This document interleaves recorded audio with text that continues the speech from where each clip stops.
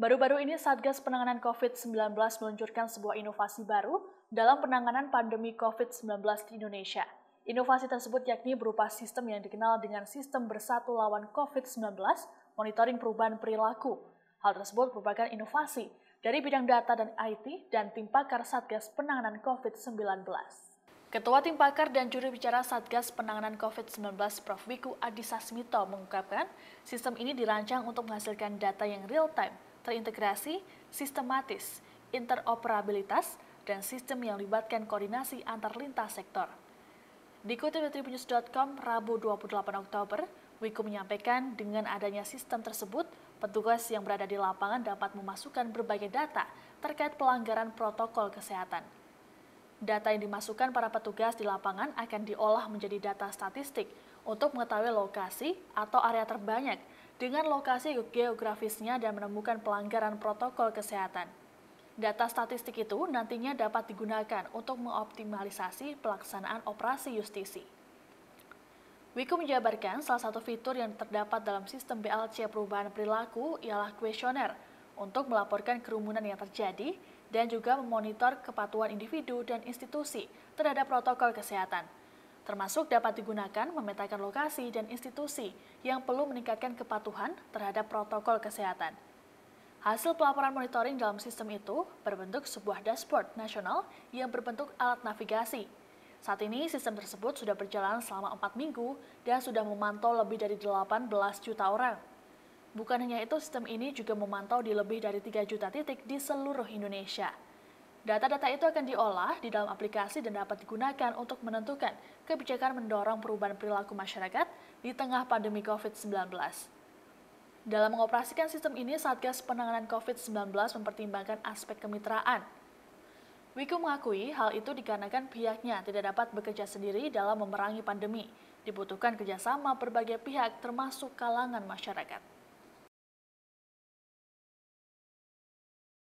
Dan sebagai salah satu upaya preventif promotif kesehatan dalam penanganan COVID-19, maka diluncurkan sebuah inovasi oleh Satuan Tugas Penanganan COVID dari bidang data dan IT dan tim pakar Satuan Tugas Penanganan COVID-19 untuk melakukan monitoring perubahan perilaku terkait kedisiplinan protokol kesehatan.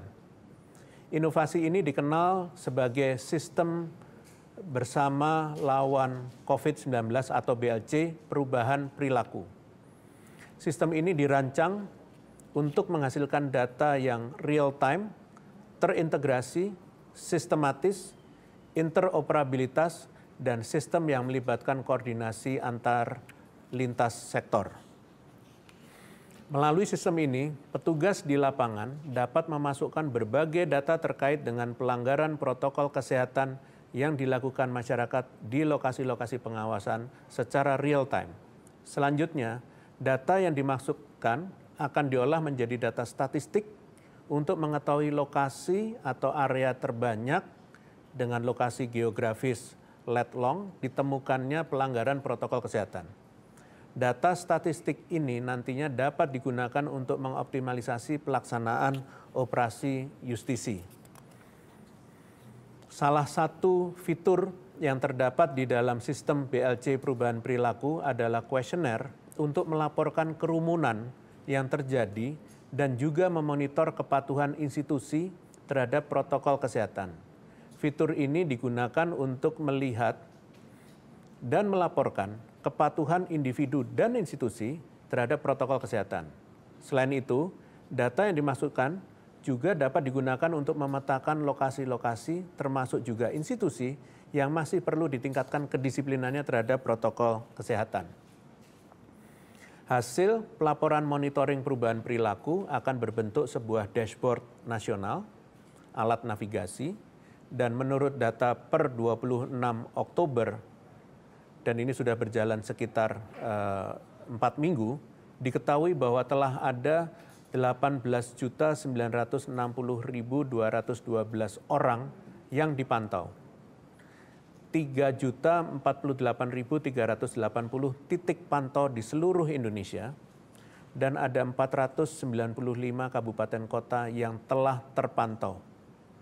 dan seluruh provinsi di Indonesia telah ikut terpantau.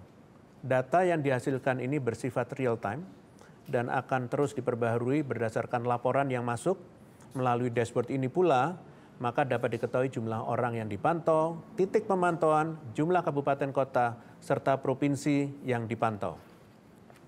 Melalui dashboard ini pula, maka dapat dipetakan juga wilayah di Indonesia yang masih perlu ditingkatkan kedisiplinannya terhadap protokol kesehatan.